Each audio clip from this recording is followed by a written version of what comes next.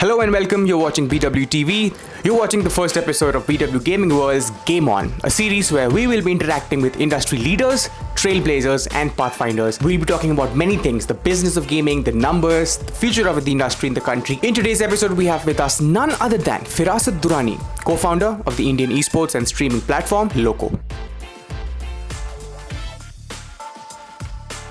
Welcome to Business World. I believe this is Loco's first interaction with Business World. The gaming landscape is wild right now, right? Especially after the pandemic. I want to begin this interaction by making it a little, I want to dive a little deeper. I want our viewers to understand how Loco began, okay? Like the journey. When was that moment when you and your team realized, okay, this is what we are going to do for the rest of our lives? I want to understand that, and I want the viewers to understand that as well. I mean, if you've done any sort of, looking around, you must have realized that Loco actually began like a quiz trivia platform. This was when, way early when building live streaming platforms out of India, or thinking about even the gaming ecosystem in India was like pretty early for that.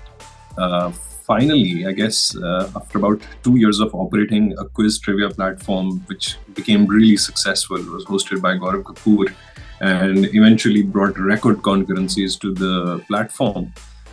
We sort of looked at it and wanted to take it to the next level in terms of user growth and user acceptance and acquisition. And that's when we realized that all these years what we had actually done is create a really stress-tested, fantastic concurrency handleable live streaming stack, and we thought it should be worth something to people outside of Loco in the first place. And so right before the pandemic hit, we had actually put a button on Loco as an experiment which said apply to be a streamer with Loco. Loco already was quite popular with users. It had a really gorgeous fan base, and we've had some really popular shows, from quiz trivia to all the gaming shows that we used to host. And then we noticed that in 1 week 40,000 people applied to be a streamer at Loco. This is early 2020. And then that's sort of a turning moment, the kind of time that you would want to see in your product, where users sort of really nudge you into the direction. I think every entrepreneur sort of is looking for that in their product at some point of time. I mean, you set out with a vision yourself, but at some point of time, it's way bigger than you.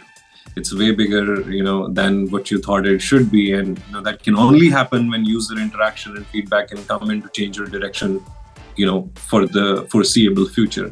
And that happened in early 2020 for us, where 40,000 people in a week applied to be a streamer at Loco. Got me thinking, because live streaming is not a new thing, if you know that. I mean, it's been around for a good decade. But then we're aware that India has a handsome and a really participative gaming population, but why would it be looking for a community platform for itself outside of what is out there? Until we looked at we realized that what's out there is really not cutting it for gamers. We realized that Twitch is non-existent in the region, and that's only because they've had a PC based focus, which is not really translated very well for the mobile first or the mobile only Indian user base. And add to that, the only other existing platform was YouTube, which is not inherently a game streaming platform, but a VOD award platform. Moving forward, we decided to test the waters by thinking about what sort of gaming categories we would like launch on Loco, and sort of make our hallmark. And we realized that there's a huge number of undertones in communities and underbelly-led communities that were struggling to find surfacing and growth on YouTube, and they were like extremely desperate for a platform they could call their own, where their programming and their content could take center stage. And we realized that at the center of all of those categories, the biggest and the most important category was Indian esports. There hadn't been a platform that had specifically tried to cater to that user base. And we sort of took the right call, which was very visible in a few months, as we began the pandemic with launching our first tournament called Gaming for Good, which is just a small experiment. But it was Loco's first esports stream, and it went to 3,000 concurrent users, which is a very small number at that point of time. But I had never seen anything take off that organically within a matter of minutes. On the back of this category, Loco has now become the world's largest independent esports and live streaming platform. It's also India's leading esports and live game streaming platform. We have broadcasted the biggest LAN tournaments of all time. In 2022, India's first BGMI LAN, the All Stars Invitational with Nordwin, BGMI Masters Series, that became India's most watched esports tournament of all time. Even Crafton's official BGMI LAN tournament, which was Showdown 2022. And our first Valorant LAN tournament of India was on Loco. Even right now, the VCT, VCSA streams are live on Loco. From what began as a whim, it's really become the destination for all of this, because it's really what's really exciting is like seeing the birth of a category in this country at large. Speaking of esports, great year it has been. The last year grew by $40 million. CAGR of 32%, I think, and expected to reach 140 million in 2027. As compared to real money, still a bit behind, but it's growing. The graph is growing upwards. What role are tier 2 and tier 3 cities playing in this for Loco and platforms like Loco? I want to understand a bit on that. You mentioned the CAGR, but then something I've noticed in this industry, which I've not noticed in any other industry, is that the CAGR itself had a CAGR. Back when we started, they would be like, oh yeah, it's gonna grow about 18 to 20% CAGR. But then look how forward we've come. The CAGR itself has had a CAGR growth by like about 20% of its own. And it's a really good question you asked. I want to take a step back and sort of throw some light on the various other content genres, entertainment genres in the country. For movies, for music, we've had geographical, challenges. Movies were all the time coming out from Bombay, and that's where Bollywood established itself. And looking at music, it's also taken geographical turns. There's spread outs in popularity for music, like Punjabi music is a thing. You'll always find these things constrained by geographies like these. I wanted to take a step back because I wanted to really come down hard on the fact that gamers in general do not recognize borders or regions, and they have managed to differentiate themselves into clans. And clans can be inter-language, inter-regional, inter-geographical. There's a broad spectrum on which the identity of gamers is based on, and that has gotten the tier 2 and tier 3 cities an extra advantage in this, because no longer are they shackled in by their geography or by the scope of the opportunities the respective tiers of their cities that fall in have managed to like go across those sort of hurdles. I'm reminded of how the gaming ecosystem still and even the esports landscape in India still doesn't have a city. You can't really as a kid, as an ardent gamer, as an ardent actor, you're headed to a particular place in this country. As an ardent singer for a particular language, you're headed to a particular city always. That's not true for gaming at all. And a testament to this is the fact that some of India's best gamers are not from tier 1 cities at all. One of the largest streamers on our platform, Scout, has come from Gujarat, and some really, and it's not just streamers. I'm talking about tournament organizers. All news in the country, let's say, is made in cities like Noida or Hyderabad. But then, some of the largest tournament organizers who create, attractive and engaging content for millions of, viewers, of which about hundreds of thousands of viewers come watch these events live at the same time. A great number of these events are organized, produced, and distributed from tier 2 and tier 3 cities. One of our, promising tournament organizers, who's also a great content producer, produces, tournaments that, hundreds and thousands of people watch live, is from, Bhopal. The other guys from Jhansi, and some other persons from a small room in Haryana. That's the extent to which the freedom and the liquidity of this ecosystem that's inside it has actually, actually contributed. The role Loco has played specifically in that is purely recognizing and identifying, and then finally supporting these people. Because it's really difficult for a content operation to not just be cross-genre, but be cross-geography. While there are an almost infinite number of people who would like to create gaming content in India, we don't have an infinite team. We've launched funding programs as well as creator help programs that have actually brought these talents out from tier 2, tier 3 cities.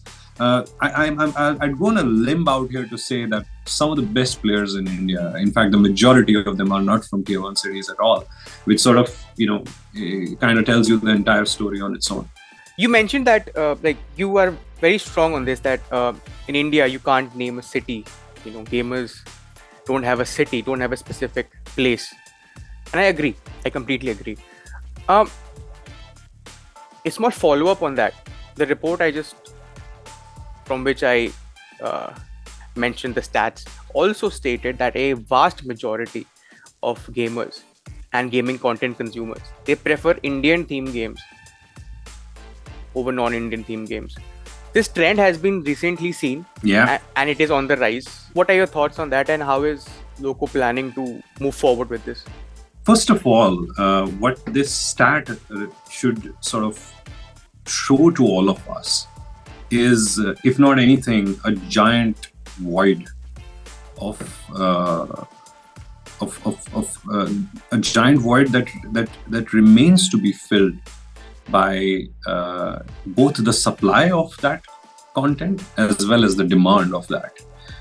You mentioned that Indian viewers will always want to see games that have Indian teams in them. Well, 100%. That's a behavior that exists across all sports. Football is the most popular sport, arguably, in the entire world. But it takes second place in India because none of the important matches out there have Indian teams center forward. You can really see how that behavior just directly translates to the esports ecosystem, which is not just inculcating or embodying the same trend, but is also trying to identify and establish itself as a sport at all, because of the government recognizing this entire ecosystem in its directives recently. A huge amount of boost has been felt by users, creators, team players, org owners, tournament organizers, publishers. Every stakeholder of this ecosystem has kind of come through. Why these directives are important right now is because it was already time. As I mentioned earlier in this conversation, we didn't invent esports. We didn't invent live game streaming. All of this had been going around the world for decades altogether. But although we've had legendary teams playing legendary titles, I'm sure you've seen what the international Dota scene is. And, the Indian scenario is minuscule compared to that. And one of the main reasons is we don't have a team in that sport. Same goes for other titles. This time, something that really emulates and sort of agrees with what you just said is the amount of viewership the VCT has seen with global esports involved. This is the first time an international PC talent has had an Indian team on it. I saw this screenshot somewhere that it broke 337K concurrent viewers, which is the highest in the league ever since the league started at all. And so a large part of their support system comes from communities and community-led initiatives that have existed on Loco for the last 3 years. And outside of just identification, we have actually funded the growth of these stakeholders, which has not only helped their own economies, but have helped auxiliary economies grow around gaming, esports, broadcasting on its own. And that's basically what Loco's contribution has been throughout these years. We have consolidated and given shape to this ecosystem as a result of our investments.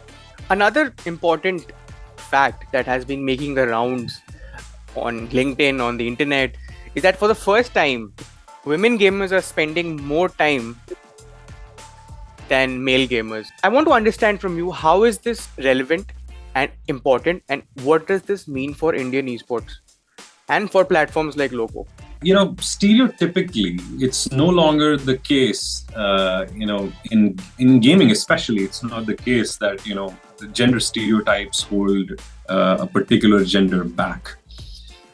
You mentioned time spent. I'd go on a limb out there and say every metric for female gamers is better than a male metric. And I'll tell you the kind of efforts that we have done in order to, really boost this conversation. But then, way before I was even working at Loco, I think it was about the year 2015 or so, and Google released a mobility report, which they do every day. And I was quite taken by the fact that one of the things that really called out in its report was that women uninstall games way lesser than men do, because men uninstall games way more. And that fact meant nothing to me at that point of time, but I was quite taken by the uniqueness of it. And that's one of the first times I interacted with a metric story which was sort of going the other way for a particular gender. When we sort of noticed that things fall in place for this trend that I mentioned, that every metric's really better for a woman gamer than it's for a male gamer, we made efforts to actually create a sort of create a sort of growth curve for women-centric, for women gaming creators and for women esports players.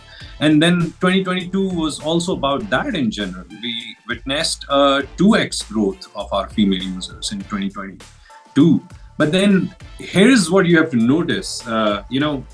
We saw a 10x spike in the viewership from female streamers. And a 3 times increase in female daily active users in 2022.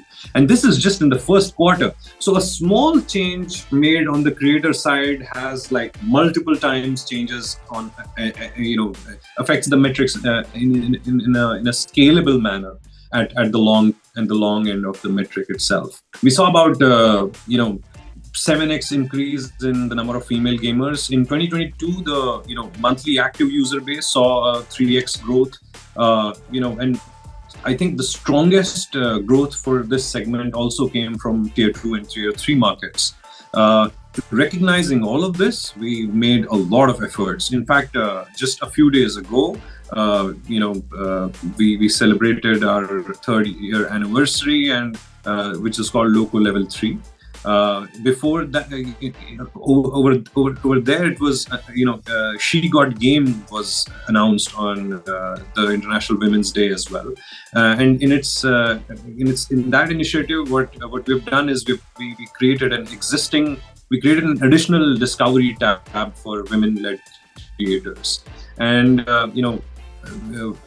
that's where we began our effort, and the kind of metric outcomes it gave us led to the announcement that we eventually made on our anniversary, which was that every Wednesday, the Loco trending tab will specifically, starting March 2023, will dedicate a space on the platform just for up-and-coming female streamers.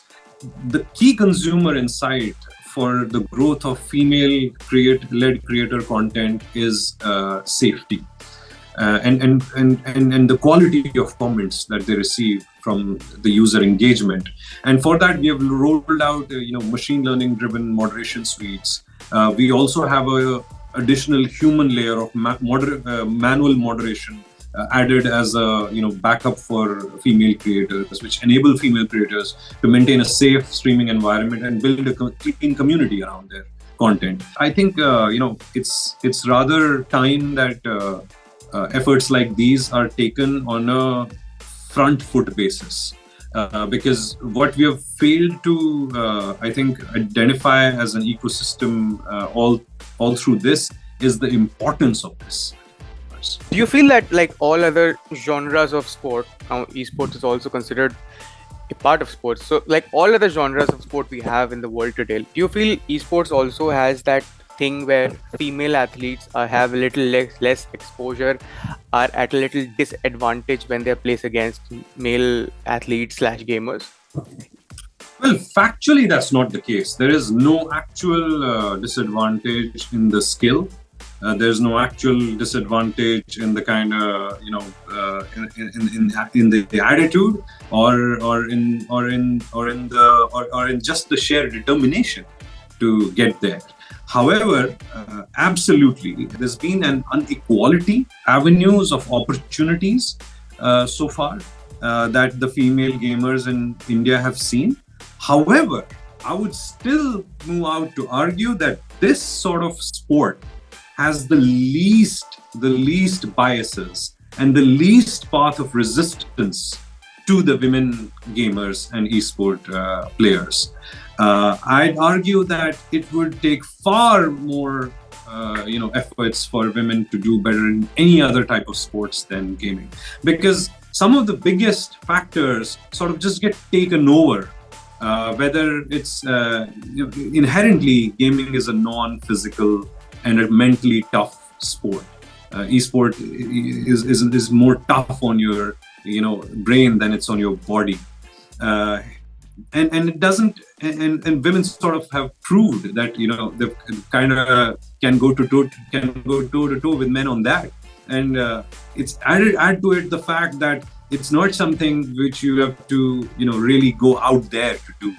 You can do it from the safety of your. You can play all sorts of games, become a really trained athlete from the safety of your premises wherever you are. And I'm not saying that. That's where you should stay constrained, but basis how our society has already sort of evolved in the past, this sort of gives the path of least resistance as far as growth in all sorts of sports is considered. And this genre of sport has been quite supportive. And it's very motivating for us as a platform leader, because I feel if that's something that has only just started organically in gaming, it can find a means to its end inside Loco. That's where it can really get a natural boost. So how is Loco planning on leveraging technology, especially in the Web3 domain? I was talking about how it's actually more about the experience. The core objective for its creators is to grow their online communities, grow their follower base, and that's where our product focus at Loco comes in. We've actually launched a bunch of features in order to make really help this effort.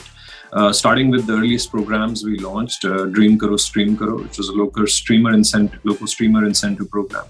It allows Loco's creators to monetize their content, on the basis of some key streaming metrics, which are calculated over a period of a month, like unique live viewers, unique live watch hours, and the diamonds that they receive in stream. All of this technology stack was built way early. And features like fan leaderboards, it's a tool for users to engage and spend more time with their favorite stream. This leaderboard is linked to a streamer profile, and users are able to maintain their standing for each individual streamer, basis their engagement with them, which is an outcome of watching the live stream, interacting with their engagement features like the chat of a particular creator, or this kind of stickers you can send to a particular creator, or you can follow or share them. Then we've let our technology stack be the basis for ensuring that the right kind of content, we chat moderation to make the chat safe, positive and engaging for our users by helping streamers with the functionality to add moderators on their streams. As you know, like, streamers find it very difficult to read and reply when some viewers, bring down the quality of chat by using inappropriate language or anything else. A chat moderator keeps the chat positive and clean, encouraging streamers to engage in conversation with his viewers, and enhancing this form of expression for viewers by giving them custom stickers that they can send to their favorite creators. That's something no other gaming platform has also. Along with that, various other product features, like even just our trending tab, which features top streamers on the homepage with the highest live viewers, can be accessed like at quite just opening the app. The dynamic tab on the app gives streamers a chance to increase their live concurrent viewers if they make it to this page. And then for streamers who cannot, the other rung of creators who are still growing, we launched a discover feature on Loco. This is for streamers who have just started their journey, so that they can gain visibility by being featured on, something like a discover tab. And, one of the things that we really invested in was we realized it very early that live streaming in itself is quite difficult for a creator. And we helped beginner creators get through this hurdle by various initiatives, including the one-click mobile streaming option, which is available on Loco Studio app, which is another app that Loco sort of gets its users to use and Loco's creators use. It helps gamers from like all across the country stream through mobile without an expensive streaming setup, which would otherwise have become a hurdle to all sorts of creators. And that's building the bridge for these creators, these who were just gamers, to step into the creator economy at large. And while we're doing that, it's also not just Loco's creators, but also Loco's viewers who get rewarded for their engagement, by not just hanging out with their creators, but by getting various sorts of rewards from the rewards feature on the platform. By engaging with their favorite gamers, they get access to discount codes, in-game items, which serve as like a reactivation tool for game publishers. As you know, game publishers in India sort of struggle for their distribution overall. And along with that, the platform offers like discounts on e-commerce sites, recharge codes, everything as a bundle offering. However, all of the features that I've described only goes to tell you that the fan experience is a spectrum. It's actually you can, whether it's a function of looking at a leaderboard, or whether it's a function of just observing a community from a distance. It's very clear that being a fan itself keeps you on a spectrum. There's fans that can call themselves loyal fans. There's rabid fans. There's biggest fans. There's passive fans. There's there's fans who sort of know about your existence but would not go crazy about you. But what I'm trying to say here is that it's in general a spectrum, and that in itself is something that technology companies can do something about, towards. There are many aspects to what Loco is doing right now. There is the aspect of streamers, there is the aspect of content consumers, marketing, leveraging technology, focusing on rather social aspects like helping and promoting female gamers. If you had to pick one, what is going to be Loco's prime focus in 2023? Hands down, enhancing the fan experience. I want to take you again to sort of or early days of some other sport in order to make a point here. When I was a kid, I used to watch cricket on Doordarshan. And the height of technology on that broadcast or on that stream was when the batsman would hit the ball, one camera would follow the ball, and the other camera, and then there would be a picture-in-picture which would show you which would show you the two men running between wickets. Technology in broadcasting for TV has turned that around so much with the advent of bigger leagues and more brand money that in leagues like the IPL, you get to talk to the wicketkeeper while you're sitting at home, sipping on Kool-Aid, in your air-conditioned room, and that's precisely the scale of innovation this ecosystem needs. Although it has had its fair share of innovation, but then there's a huge amount of difference in broadcast innovation and creator and fan-led innovation. We believe that because Loco is a community-first platform, with fundamentally the community itself being the driver and direction giver of Loco, we believe a lot of our understanding of the future of this comes from them. And all they have pointed out so far is that it's highly important, enhancing the fan experience on Loco via various product features or various community initiatives, or in any case, because as is very clear, I'm an ardent advocate of pointing out that the fan experience is actually a spectrum. So in that direction is where I would say most of our thinking is. And a lot of the golden eggs of this ecosystem are going to come out of research and innovation in that sphere and nowhere else. Mr. Durrani, I thank you for taking out the time, being here for the interview and answering my questions. Thank you so much once again. And until next time, thank you so much. Thank you. Thank you very much for having me here.